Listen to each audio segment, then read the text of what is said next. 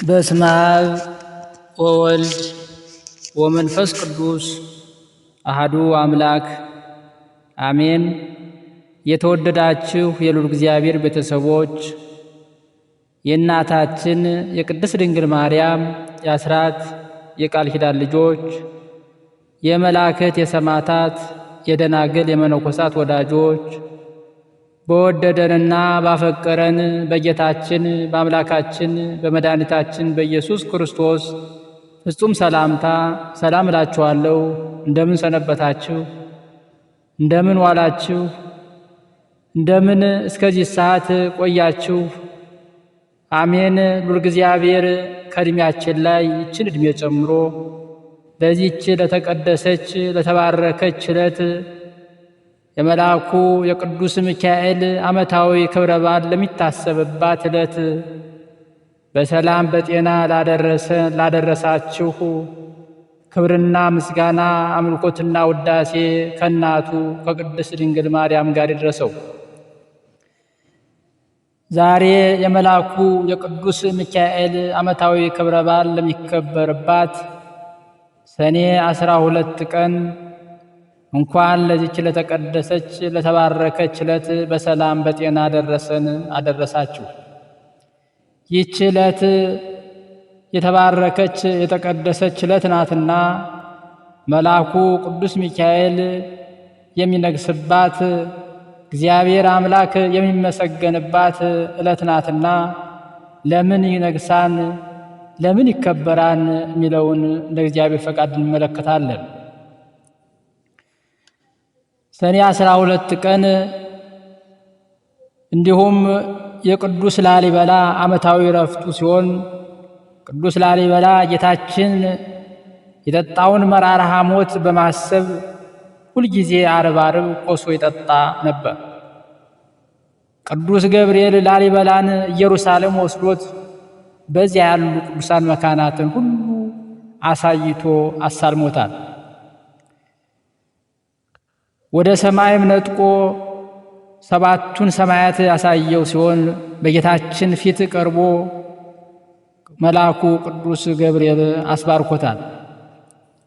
ጌታችንም ሕዝቦች የመከራና የስቃይ ቦታ ለማየት ኢየሩሳሌም በመሄድ በመንገድ እየቀሩ ስለሆነ አሁን ግን አንተ በሀገረ ሮሃ ኢየሩሳሌምን ትሰራለህ፣ ፈቃዴ ነውና በማለት የቤተ መቅደሶቹን አሰራር በዝርዝር ለቅዱስ ላሊበላ ነግሮታል። ቅዱስ ላሊበላ ከነገሰም በኋላ ሱባኤ ገብቶ ቤተ መቅደስ የሚሰራበትን ቦታ በጸሎት ሲጠይቅ ዛሬ ቤተ ማርያም ካለችበት ቦታ ላይ የብርሃን አምደ ወርቅ ተተክሎ መላእክት ሲወጡባት ሲወርዱባት ስላየ ቦታዋ እግዚአብሔር የፈቀደው መሆኑን አሳውቆ ስራውን ከዚች ቦታ ላይ ጀመረ። ጌታችን ቀድሞ እኔ ራሴ ነኝ እንጂ ቤተ መቅደሶቹን የምትሰራው አንተ አይደለህም፣ ነገር ግን በአንተ ስም እንዲጠራ ስለፈቀዱ ሂደህ ስራ ብሎ እንዳዘዘው ቅዱስ ገድሉ ይናገራል። ላሊበላ 10ሩን ቤተ መቅደሶች ሲሰራ እርሱ 1 ስንዝር ሰርቶ እንደሆነ ሌሊቱን 10 ስንዝር ሆኖ ያገኘው ነበር። ቀንም ሲሰራ ቅዱሳን መላእክት በማይታወቁ ሰዎች አምሳል ሆነው ይራዱት ነበር። በመጨረሻም ጌታችን በገሃድ ተገልጦለት በቦታው ላይ እጅግ አስገራሚ የሆኑ ቃል ኪዳኖችን ሰጥቶት በክብር አርፏል። ዳግመኛም ይህች ዕለት ቅዱስ እለእስክንድሮስ አንድን ቤተ ጣዖት አፍርሶ ከቦታው ላይ ቤተ መቅደስ ቤተ ክርስቲያን ሰርቶ ታቦተ ሚካኤልን አስገብቶ በዓሉን በደስታ በሐሴት ያሳለፈባት ዕለት ናት። ይህች ዕለት ከጽንፍ እስከ ጽንፍ የሚበርን ስራርያም የሚባል ውዳሴው እንደ ማር የጣፈተ ንዑድ ክቡር የሆነ የመላእክት አለቃ ቅዱስ ሚካኤል አፎሚያን ያዳነበትም ዕለት ናት። ዳግመኛም ይህች ዕለት የባሕራን የሞት ደብዳቤ ቀዶ ለታላቅ ክብር ያበቃባት የተቀደሰች የተባረከች ዕለት ናት። ስለዚህ መልአኩ ቅዱስ ሚካኤል ማለት በዕብራይስጥ ቋንቋ መኑ ከመ ኤል አምላክ ማለት ነው። በአንድነት ሲነበብ መኑ ከመ አምላክ እንደ እግዚአብሔር ያለ ማን ነው ማለት ነው።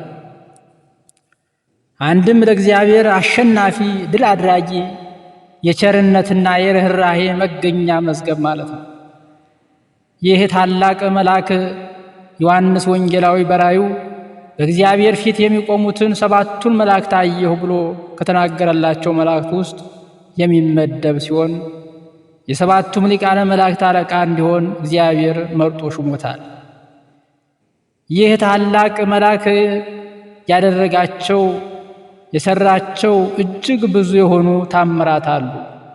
ስለዚህ ስለ ታላቁ መልአክ ስለ ቅዱስ ሚካኤል ክብር ጠባቂነትና አማላጅነት ከአባቶቻቸው የተማሩትን በኑራቸው ያዩትን አባቶቻችን ቅዱሳን የሆኑ ጽፈዋል።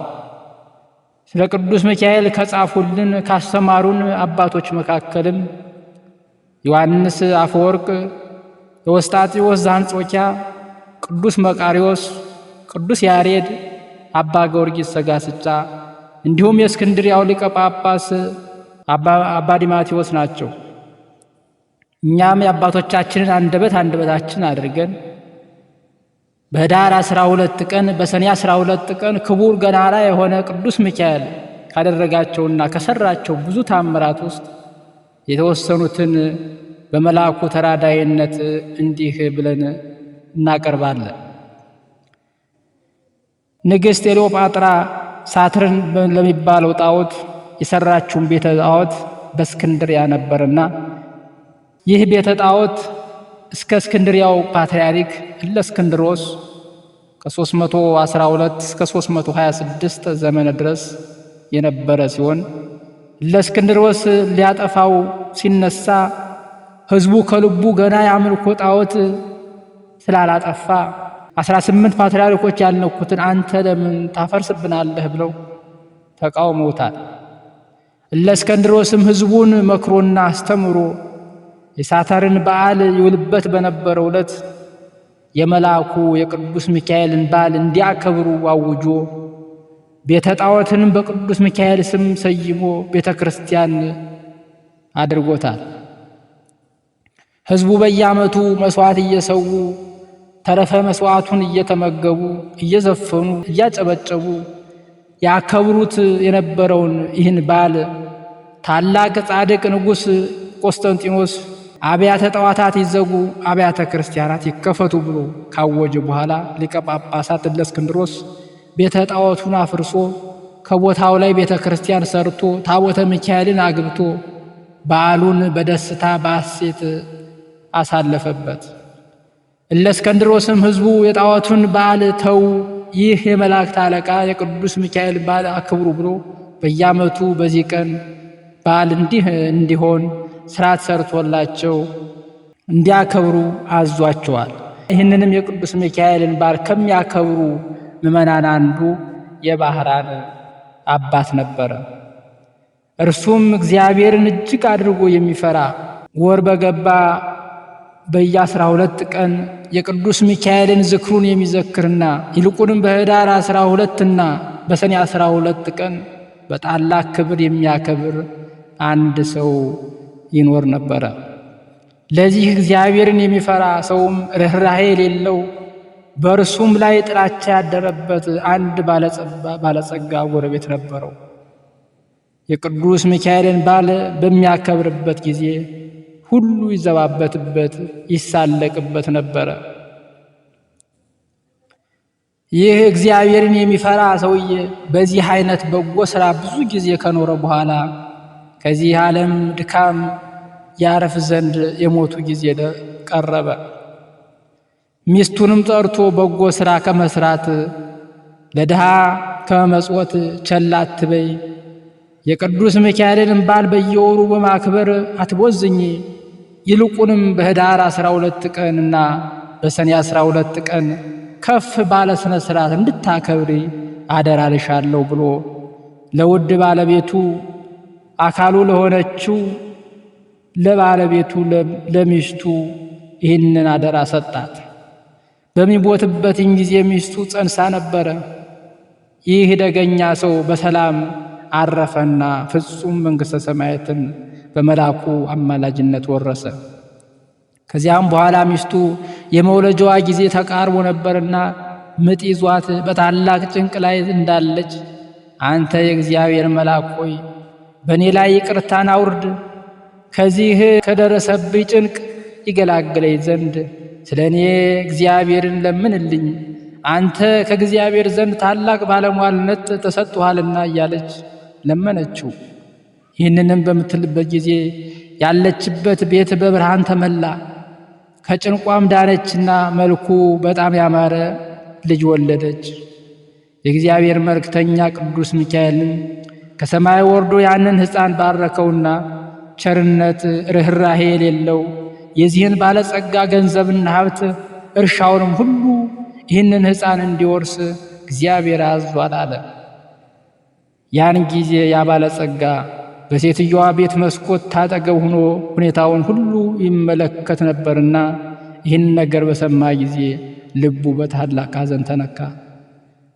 ሕፃኑንም የሚገድልበትን ምክንያት ይፈልግ ጀመር። ነገር ግን እግዚአብሔር በቅዱስ ሚካኤል ጸሎት ብላቴናው ከክፉ ነገር ሁሉ ይጠብቀው ነበረ።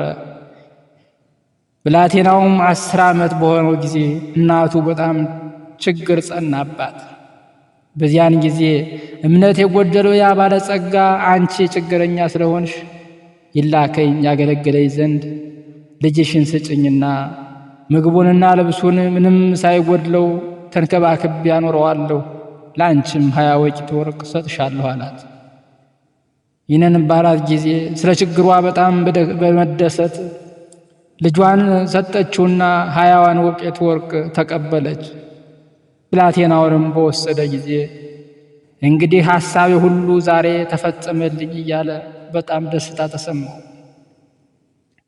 ከዚህ በኋላ በልጁ ቁመት ልክ ሳጥን አሰርቶ ሕፃኑን በሳጥኑ ውስጥ አገብቶ በላዩ ላይ ቆለፈበትና ሳጥኑን ወስዶ ከባህር ጨመረው። እንዲሁም የሳጥኑን ቁልፍ መክፈቻ አብሮ ወረወረው። ነገር ግን በእግዚአብሔር ፈቃድ ያ ሳጥን ሳይሰጥም በባህሩ ላይ እየተንሳፈፈ ከዚያች አገር ርቃ ወደምትገኝ የባህር ወደብ ደረሰ። በባህሩ አካባቢ በጎቹን አሰማርቶ የሚጠብቅ አንድ ሰው ነበርና ያንን ሳጥን ባየ ጊዜ ከባህሩ አወጣውና ወደ ቤቱ ወሰደው። ቤቱን በደረሰ ጊዜ ይህንን ሳጥን በምን እንከፍተዋለሁ እያለ ሲያወጣ ሲያወርድ ተመልሶ ወደ ባህሩ ይሄድ ዘንድ እግዚአብሔር አሳሰበው። በሄደም ጊዜ አንድ ዓሣ የሚያጠምድ ሰው አገኘውና ዓሣ አጥማጁን በእኔ ስም መረብህን ወደ ባህር ጣልና የተሰገረውን ዓሣ ለእኔ ይሆናል፣ ዋጋውን ግን እከፍለዋለሁ አለው። ዓሣ አስጋሪውም እንደተናገሩት መረብን በባህር ቢጥል ታላቅ ዓሣ ተያዘና ሰውየውም ሰጥቶት ዋጋውን ተቀበለ።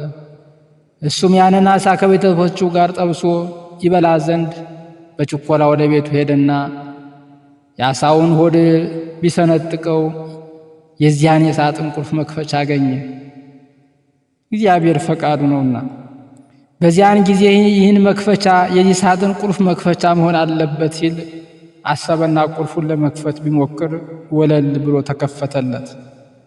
በዚህም እየተደነቀ ሳለ ሳጥኑን ቢከፍተው ያ ባለጸጋ ሊገድለው ያሰበው ሕፃኑ በሳጥኑ ውስጥ አገኘው። ባየውም ጊዜ እጅግ ተደስቶ በባህር ውስጥ ስላገኘው ስሙን ባህራን ብሎ ሰየመውና እንደ ልጁ አድርጎ ይንከባከበው ዘንድ ወሰነ። ከባህራን ሀገር የበግ ጠባቂው ሀገር የ10 ቀን ጎዳና የሚያስከድ ርቀት ነበረው። ከብዙ ዓመታት በኋላ ያ ባለጸጋ ለንግድ ከሀገር ወጣ። በጉዞም ላይ ሳለ ፀሐይ ስትገባበት በዚያ የበግ ጠባቂው ዘንድ ደረሰ። በግ ጠባቂውንም ወንድሜ ሆይ በአንተ ዘንድ የማድርበት ቢኖር ታሳድረኝ ዘንድ እለምንሃለሁ፣ ኪራዩንም እከፍልሃለሁ ብሎ ጠየቀውና ያ በግ ጠባቂ ወደ ቤቱ አስገባው። ባለጸጋውም ገብቶ ጥቂት ካረፈ በኋላ በግ ጠባቂውን ያም ብላቴና ባህር አምዶ ሲጠራው በሰማ ጊዜ ልጅህ ነውን? አለው። በግ ጠባቂው ማወኒ አሁን ጎልማሳ ሆኖ የምታየው ወጣት ገና ሕፃን ሆኖ ሳለ በሳጥን ተከቶ ከባህር ውስጥ ተጥሎ አግኝቼው ወስጄ አሳድጄዋለሁ አሉ። ባለጸጋውም በባህር ውስጥ የጣለው ሕፃን መሆኑን ስላወቀ ይህንን ነገር በሰማ ጊዜ ፈጽሞ ደነገጠ። ይገድለውም ዘንድ ፈለገ። በነጋው መንገዱን ለመሄድ ሲዘጋጅ ልዩ ልዩ ምክንያት በመፍጠር በግ ጠባቂውን ወንድሜ ሆይ አንዴ ማስቸግር ጉዳይ ስላለኝ ይኸውም በቤቴ የረሳሁት ነገር ስላለ ወደዚያች አገር ወደ እኔ ሀገር ሂዶ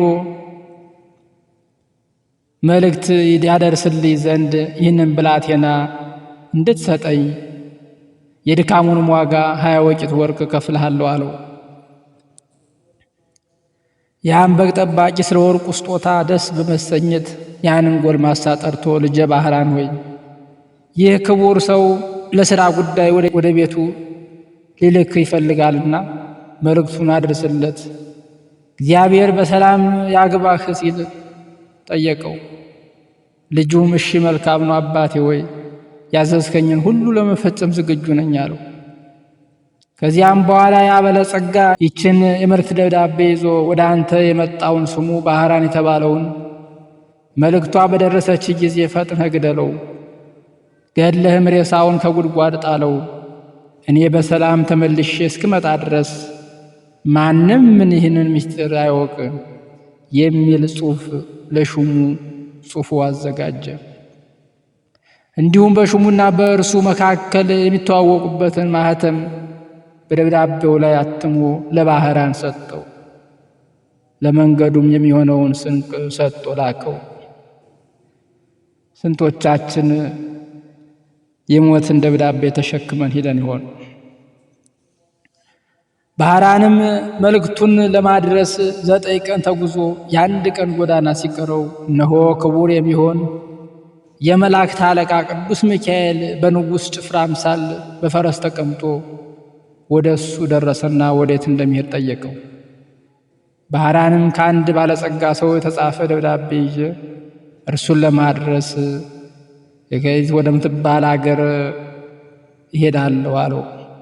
ንዑድ ክቡር የሚሆን ቅዱስ ሚካኤልም እስኪ መልእክቱን ደብዳቤ ያሳየኝ አለው። ባህራንም ጌታዬ ለማንም አታሳይ ብሎኛል አለው። መልአኩ እሺ ያም ባይሆን እንደተጠቀለለ አሳየኝ አለው። ባህራንም አሳየው። ቅዱስ ሚካኤልም በሞቱ ደብዳቤ ላይ እፍ ቢልበት የሞቱን ትእዛዝ አጥፍቶ የሕይወት ትእዛዝ ጽፎበታል።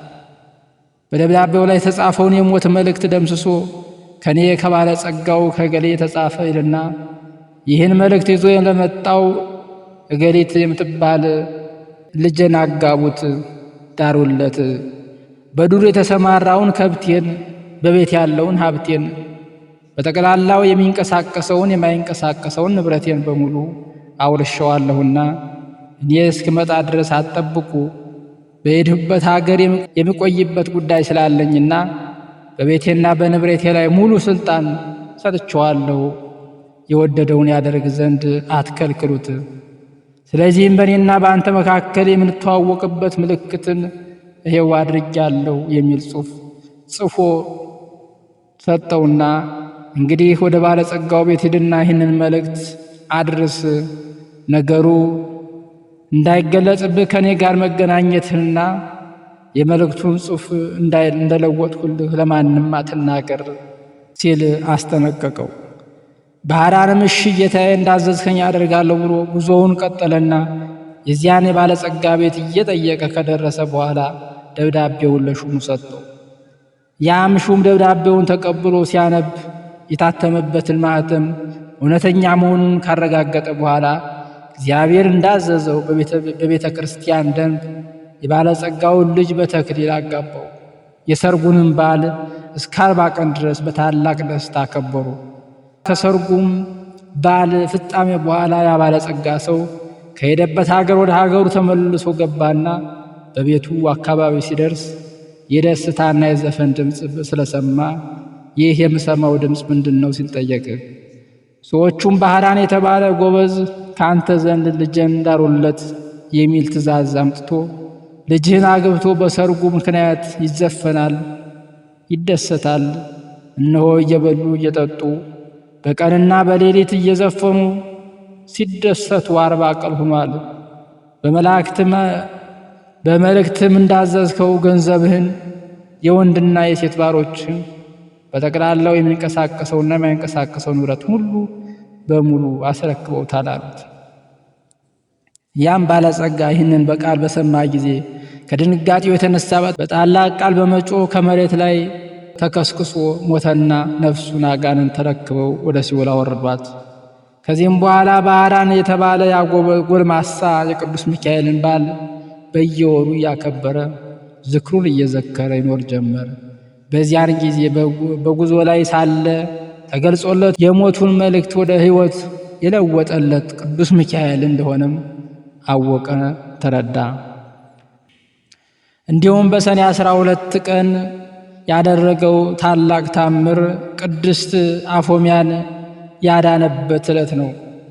ቅድስት አፎሚያ ሀገሯ ኪልቅያ ሲሆን ባለቤቷ አስተራኒቆስ መስፍን ቂልቅያ የነበረ፣ እርሷም በትዳር በነበረችው ዘመናት እግዚአብሔርን ከሚወድ ከባለቤቷ ጋር እግዚአብሔርን ስታገለግለው የኖረች ሴት ደገኛ ሴት ትልቅ እናት ናት። በየወሩ በ29 ቀን የጌታችንን የልደቱን ወር በገባ በ21 የእመቤታችንን የእናቱን እንዲሁም ወር በገባ በ12 የቅዱስ ሚካኤልን መታሰቢያ እያደረጉ ነዳያንን ይጎበኙ ነበረ። ባለቤቱ አስተራኒቆስ ከዚህ ዓለም የሚያርፍበት ጊዜ እንደደረሰ ባወቀ ጊዜ ይሰጡት የነበረውን ምጽዋት የሦስቱን በዓላት መታሰቢያ ማድረግ እንዳታስታጉል ካደራ ጋር ባለቤቱን አዘዛት። እርሷም የመልአኩን የቅዱስ ሚካኤልን ስዕል ያስልላት ዘንድ ባለቤቷን ጠይቃ አሰርቶ ሰጣት። በክብር ቦታም አኖረችው። ባሏ ካረፈ በኋላ ያዘዛትን መንፈሳዊ ሥራ ከወትሮ አስበልጣ መስራት ቀጠለች። ባሏም ታሞ ሙቶ ከሀብቷ ከንብረቷ እየሰጠች እየመጸወተች በጾም በጸሎት ተወስና ትኖር ነበር። ሰይጣን ለምቀኝነት አያርፍምና ደግ መነኩሴ መስሎ መነኮሳትን አስመስሎ መጥቶ ከደጅ ሆኖ አስጠራት። እርሷም ከቤት ገብታችሁ በቅዱስ ሚካኤል ስዕል ፊት ጸልዩልኝ አለቻቸው። ሰይጣናቱም እኛማ በነግህ ጸልየናል አሏት። ቀጥሎም ሰይጣን እንዲያው አንቺ ግን ይህንን ሁሉ ጾም ጸሎት ምን ያደርግልሻል? ሀብትሽን ሰጠሽ መጨረስሽስ ስለምንድን ነው? በዚያን ጊዜ አንቺ ስትደክሚ የሚደግፍሽ፣ ስታረጅ የሚያጦርሽ ልጅ የለሽም። ሁለተኛ ማግባት ኃጢአት መስሎሻልን? እነ አብርሃም እነ ዳዊት ከብዙ ሴቶች ብዙ ልጆች ወልደው የለምን? አሁንም ቤት ሰሪ ጎመን ዘሪ ልጅ ያስፈልግሻልና ባላግቢ እሺ በይኝ አላት። ቅድስት አፎሚያም አባ ቆብህ መልካም ነበር፣ ንግግርህ ግን ክፉ ነው። አትጹሚ አትጸልይ ያልከኝ ጌታ ምጽዋት አበድር መስዋዕት ብሎ የለምን? ሁለተኛ ባላግቢ ማለትስ ከምን አገኘኸው? እርግቦች እንኳ ባሎቻቸው ከሞቱባቸው ከሌላ ወንድ አይቀርቡም። ታዲያ ጥንቱን በንጽህና ሊኖር የተፈጠረ ሰው ሁለተኛ ላገባም ቢል ዕዳ ፍዳ ሊሆንበት ነውን? ብላ ሞገተችው። የሰው ልጅ ጠላት የሆነው ሰይጣንን በመልካም አገልግሎት ስትበረታ አይቷታልና ዝም ብሎ ሊተዋት አልወደደም። ከዚያም በመጀመሪያ ባል ስታገባ ማገልገሏን ትታ ሌላ ባል አግብታ ልጅ ወልዳ እንድትኖር በብዙ ማባበል ጠየቃት። ባሏ መንግሥተ ሰማያትን ስለወረሰ ምንም ምጽዋት እንደማይሻ አስመስሎ ነገራት። ቅድስት አፎሚያ ግን ዳግመኛ ትዳር ላለመመስረት ቃል ኪዳን እንደገባች እርግብና ወፈመንጢትን አብነት አድርጋ እነርሱ እንኳ በሕይወት ዘመናቸው ከአንድ ባል ውጭ ሌላ ባል እንደማያውቁ በመጥቀስ ሐሳቡን እንደማትቀበለው ገለጸችለት።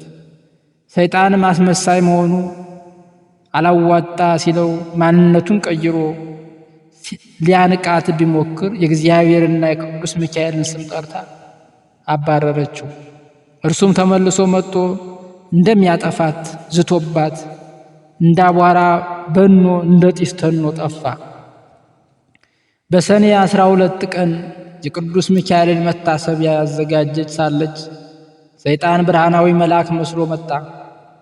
የመላእክት አለቃ ቅዱስ ሚካኤል እንደሆነ ገልጾ የመጀመሪያውን የመሰለ ከንቱ ምክርን አስማምሮ አቀረበላት።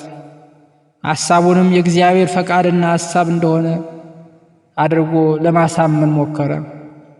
ሰይጣን አስቀድሞ ጌታችን መድኃኒታችን ኢየሱስ ክርስቶስን በገዳመ ቆሮንጦስ መጻሕፍትን እየጠቀሰ እንደተፈታተነው ሁሉ ቅድስት አፎምያንም ለማሳመን አብርሃምን፣ ይስሐቅን፣ ያዕቆብን፣ ዳዊትን የመሳሰሉ ደጋግ አባቶችን ታሪክ እየጠቀሰ ወደ ትዳር እንድትገባ ደጋግሞ ወተወተባት።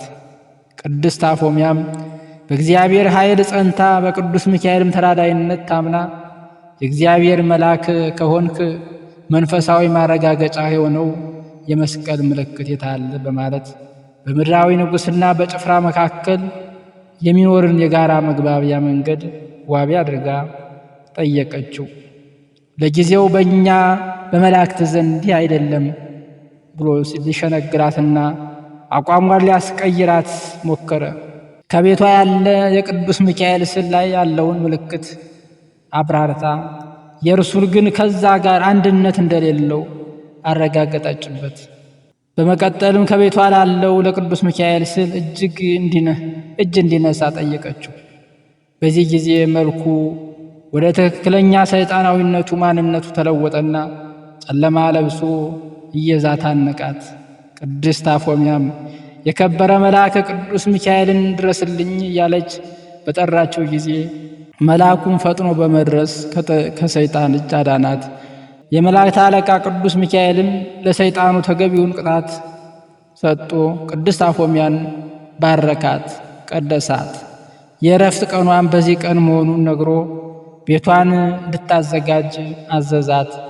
የበዓሉን ዝግጅት አከናውና ሥጋ ወደሙን ተቀብላ ኤጲስቆጶሳትን ካህናቱን እንደየማረጋቸው ጠርታ በቤቷ አክብራ ተቀብላቸው ለነዳያን ለጾም አዳሪዎች በኤጲስቆጶሱ በካህናቱ እጅ ገንዘቧን መጽውታ መንገዷን አሳመረች። ስለ ኃጢአቷ እንዲጸልዩላት ተማጽና በፊታቸው ተንበርክካ ጸለየች። ባሏ ያሰራላትን የቅዱስ ሚካኤልንም ስዕል አቅፋ ስማ ከተማጸነች በኋላ ሰኔ 12 ቀን በሰላም አረፈች። ንዑድ ክቡር የሚሆን የመላእክት አለቃ ቅዱስ ሚካኤል ያደረገውን ታምር ሊቆጥሩት የማይቻል ብዙ ስለሆነ በእኛ ላይ ኃይለ ረድኤትን አድሮብን ይኖር እስከ ዘላለሙ ድረስ አሜን። ለእግዚአብሔር ምስጋና ይሁን። እኛንን በአማላጅነታቸው የምንተማመን ሁላችን የመላእክት አለቃ የቅዱስ ሚካኤልንና የቅዱስ ላሊበላን በረከታቸው ያድለን፣ በጸሎታቸው ይማረን። የእናታችን የቅድስት አፎምያ በረከት ይደርብን። አነሳስቶ ላስጀመረን አስጀምሮም ላስፈጸመን ለልዑል እግዚአብሔር ክብርና ምስጋና ለሱ ይሁን፣ አሜን። ይቆየን።